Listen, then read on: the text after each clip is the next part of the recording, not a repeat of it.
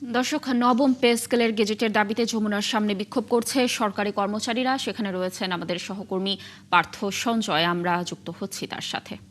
পার্থ, এই মুহূর্তে পরিস্থিতি কেমন দেখছেন? আমরা দর্শকদেরকে যেমনটি জানাচ্ছিলাম যে দফায় দফায় সংঘর্ষ হচ্ছে, সরকারি কর্মচারীরা তাদের দাবি দেওয়ার ব্যাপারে কি বলছে জানাবেন সর্বশেষ তথ্য।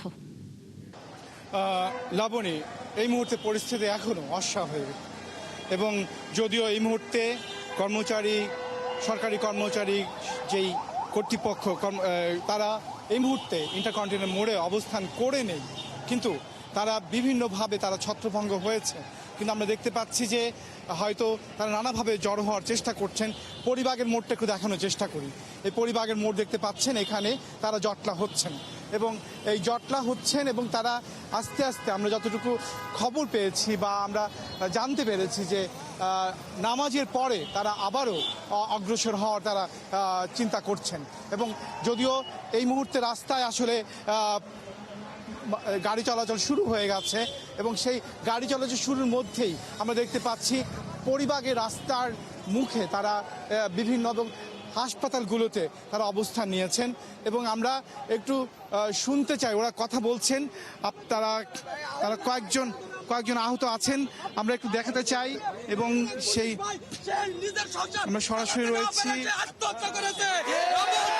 শুধুমাত্র পুলিশ ভাই না, বিটিআর ভাই অনেকগুলো আত্মহত্যা করেছে, সেনাবাহিনীর ভাই আত্মহত্যা করেছে, এই বাংলার কর্মচারী অনেক শিক্ষক আত্মহত্যা করেছে।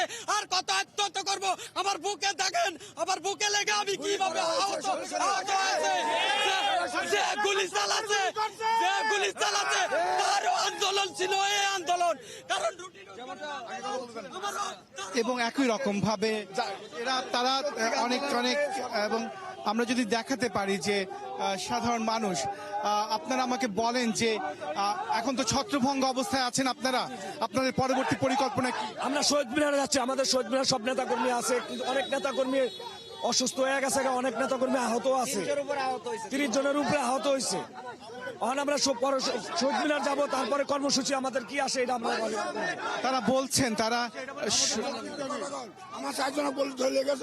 আমাদের কেন্দ্রীয় নেতারা আমাদেরকে শহীদ মিনারে অবস্থান করতে বলছেন, আমরা ওখানে অবস্থান করব, ওখান থেকে আমাদের পরবর্তী কর্মসূচি ঘোষণা করবে। আমাদের 4 জন ভাইকে শাহবাগ থানায় ধরে নিয়ে গেছে, ওখানেই আমাদের অনেক নেতাকর্মী চলে গেছে। আমাদের 150-200 লোকজন আহত হয়েছে, অনেক ভাই গুরুতর আহত অবস্থায় হাসপাতালে ভর্তি হয়েছে।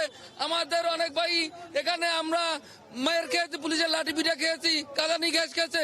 আমরা কি এজন্য মাঠে নামছি? আমরা তো শান্তিপূর্ণ আন্দোলন করেছিলাম। তারা আন্দোলনটা হচ্ছে হলো বর্তমান সরকার আজকে 6 মাস যাবত একটি বেতন পে কমিশন গঠন করেছে। অনেক যাচাই বাছার পরও কেন আজকে আমাদের এই যুক্তিকে এই দাবি, আজকের আমাদের এই বেতন পে কমিশন কেন গঠিত হচ্ছে না?